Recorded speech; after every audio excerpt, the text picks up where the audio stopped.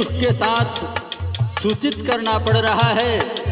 आज हमारे बीच उत्तर प्रदेश के भूतपूर्व मुख्यमंत्री व केंद्रीय रक्षा मंत्री माननीय मुलायम सिंह यादव नहीं रहे। आज जनता की ओर से भावभीनी श्रद्धांजलि अर्पित करता हूँ। समर्पित है मात्र 4 लाइन। रो आज पूरा देश रहा है नेताजी के लिए। कहना है मास्टर, कावन नगरिया गैला गैला कवन ओरिया हो कि नेताजी।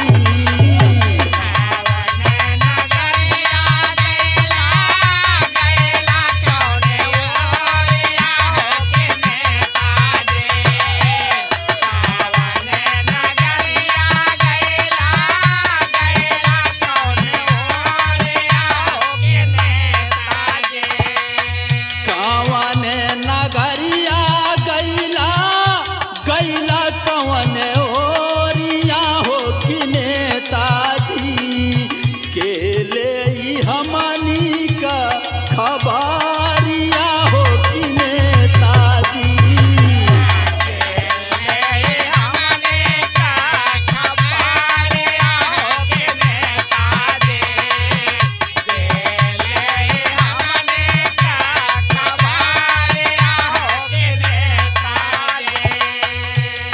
आज तमाम किसान, व्यापारी, अधिकारी आज सब रो रहे हैं, क्योंकि उनका सुशासन काल में सुशासन था, जनता खुशी थी। आज इसलिए लोग रो रहे हैं।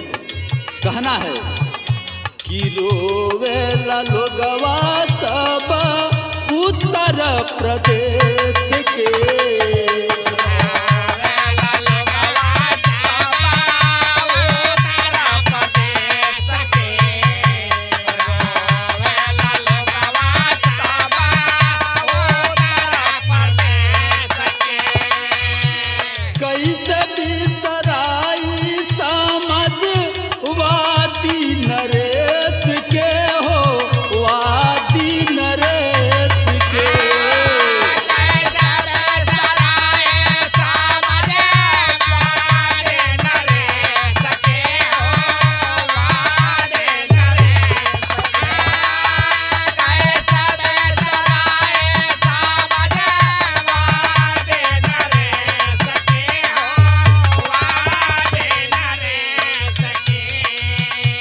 तोहरा बिना लागेला सागरो अन्हारिया हो कि नेताजी।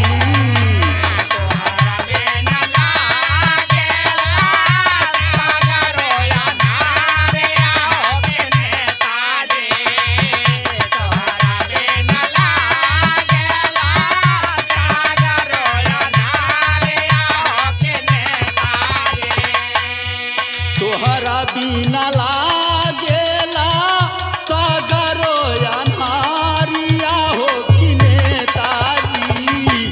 के ले हमनी का खबरिया हो कि नेताजी।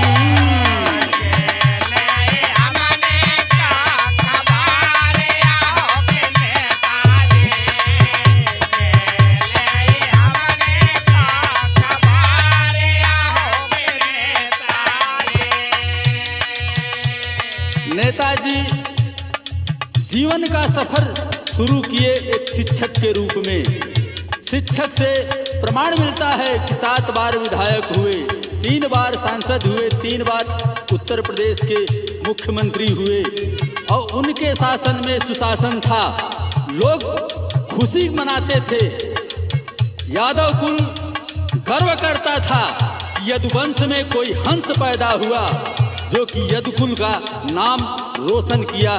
देश ही नहीं विदेशों में बड़े ही सम्मान के साथ माननीय मुलायम सिंह यादव कहा जाता है। ए भैया, आज पूरा उत्तर प्रदेश का जनता जनार्दन रो रहा है, आर्मी के जवान रो रहे हैं।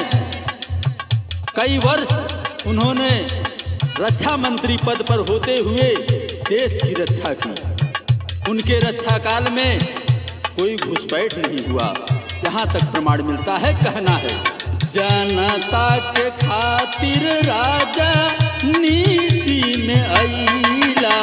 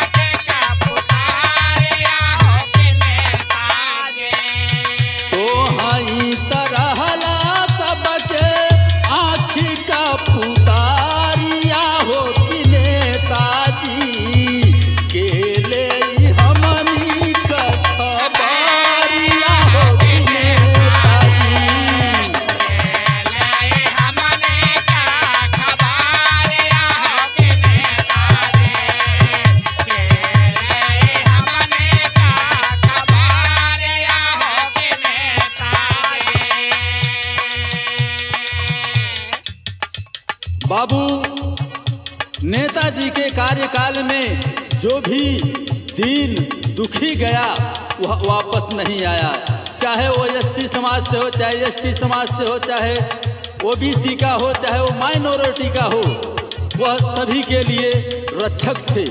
आज समाज इसलिए रो रहा है। कहना है, कमावा कठोर रहल नामवा मुलायम,